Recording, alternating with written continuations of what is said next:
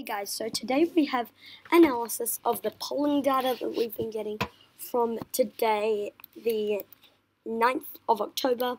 So overall it holds pretty good results for the Republicans. They're up in most of these compared to about a week ago, like here, where it wasn't as good. I mean, if we look all the way back to something like here, over here, pretty good news for the Democrats, but now that we're getting very close, voters are coming back, and I think Kavanaugh also has a part to play in this.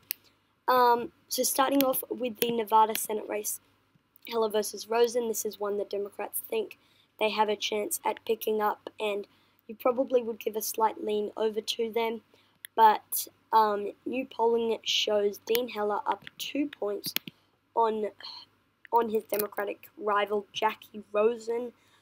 That's good news for Dean Heller. It could be better, but I once did have this in the leaning Democratic column. Again, I'm moving it into the tilting Democratic column. So that's it for the Nevada Senate race.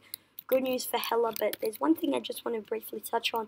There are a number of undecided voters, 44 to 46. No candidate has reached 50%.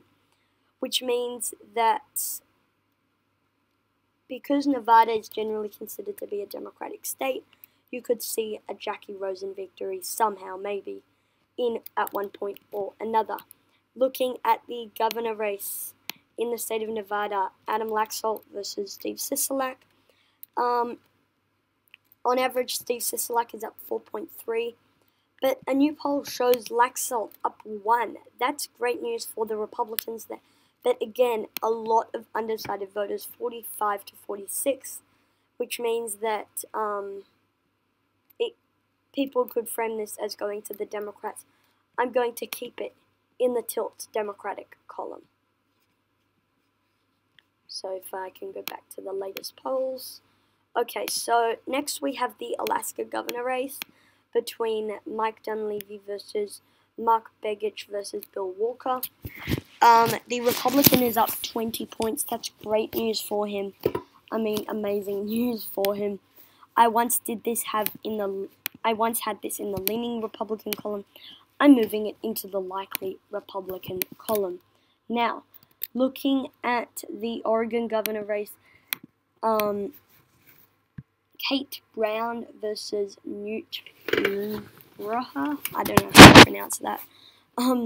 But a new poll shows the Democrat up 4. That's pretty good news for the Democrat. However, it could be much better in a state like Oregon, but because of her favorability numbers, that's why it is so close, and it is a toss-up by RCP.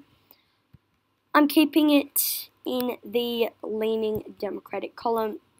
I would need to get a few more polls that have it within the margin of error to put it in the tilt Democratic column or in the toss-up column. Now, looking at the next poll, we have the Maryland governor race, Larry Hogan versus Ben Jealous. A new Washington Post poll has Hogan up 20. That's great news for Larry Hogan. Democrats did think they had a chance of picking this one up with a progressive Democrat on the ticket, Ben Jealous, but it's not looking too good because Hogan is up 20, 15, 22, 16, 17, 12, 13, 17, 13, 16, all of them in a double-digit lead, and this one shows it definitely outside the margin of error in the 10th district. In the 10th district of Virginia, the Democrat is up by 7.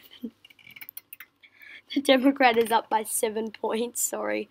But Jennifer Wexton is doing very well compared to the Republican rival Barbara Comstock. New poll shows her up 7. That's good news for the Democrats there. In the state of Illinois, the 14th Congressional District, the Republican is up 4 points over the Democratic rival. You can pretty much expect that from a leaning GOP seat. Looking at New York's 1st Congressional District, I mean, really not much to see here. I mean, this is just the Long Island, I guess it is Long Island, we go into New York, okay, so this is the 1st district. The incumbent Lee Zeldin is trying to go on and be re-elected United States Congressman from New York, and it's looking really positive for him to go on and be re-elected in a new New York Times poll. Now, looking at Pennsylvania 16, Kelly versus DeNicolia, something like that. Mike Kelly is the incumbent Republican.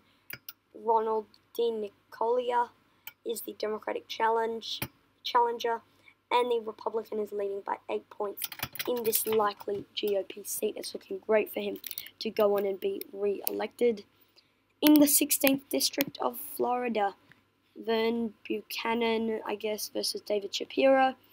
Vern Buchanan is ahead by double digits in a new POS poll. It is done by a Republican pollster, so you can't put as much weight into it, but still, a lead is a lead, and 10 points is not the worst thing. It is a leaning GOP seat. If we get a few more polls from this district, we could see them move it into the likely GOP column. In New Jersey, the Democrat is up 4 points over the Republican.